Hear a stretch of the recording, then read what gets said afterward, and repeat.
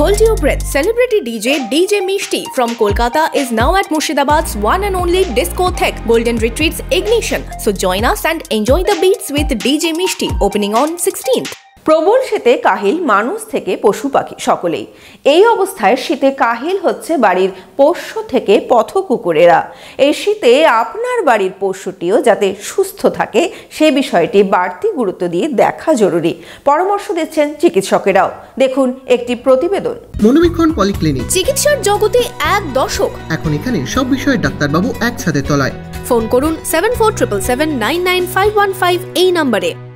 জেলা জুড়ে জাঁকিয়ে পড়েছে শীত, রাস্তায় বের হতে হিমশিম খাচ্ছে মানুষ। এই অবস্থায় শীতে কাহিল হচ্ছে বাড়ির পোষ্য থেকে পথ কুকুরেরা।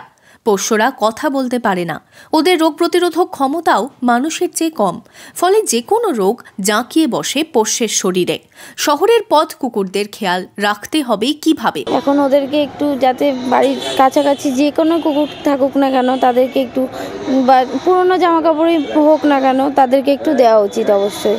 আর যদি সম্ভব হয় তাহলে একটু থাকার জন্য হয়তো একটা পুরনো কাপড়ই পেতে দিলে ওরা সেখানটাতেই মানে শান্তভাবে থাকবে আর কি, ওদেরও একটু সুবিধে হবে। আর অবশ্যই একটা কথা বলবো, যাতে রাস্তার কুকুরকে কেউ না মারে। গ্রামের প্রচুর লোকজন পশুপালনের সাথে যুক্ত।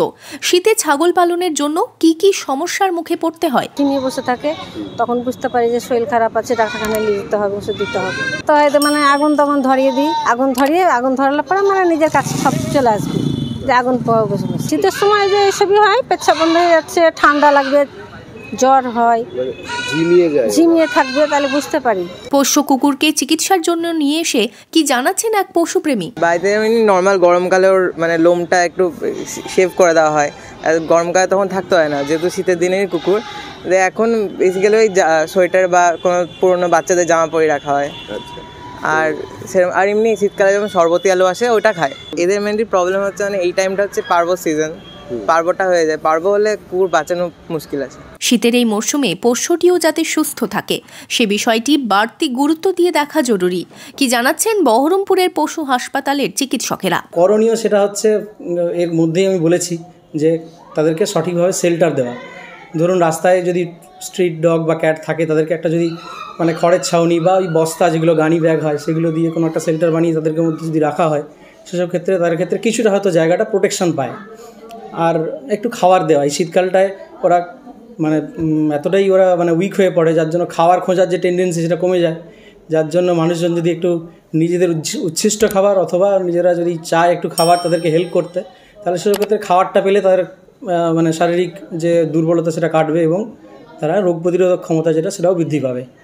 এইগুলো করতে পারি আমরা। আর ওই যদি মাস ভ্যাকসিনেশন প্রোগ্রাম কোনোভাবে করা যায়, সেটা এনজিও থ্রু দিয়ে হোক বা কেউ যদি পার্সোনালি তার ইন্টারেস্টে করে থাকে, সেই সব ক্ষেত্রে আমরা হেল্প করতে পারি তাদেরকে, তারা আমাদের কাছে আসলে, এবং তারা এইসব রোগগুলোর থেকে কিছুটা মানে অব্যাহতি পায় যে পাপিগুলো আছে। চার পাইদের পাশে থাকুন, ওরা চাই আপনার নজর। বহরমপুর থেকে শুভরাজের সাথে ঋত্বিক, ইমাজিন কমিউনিটি মিডিয়া।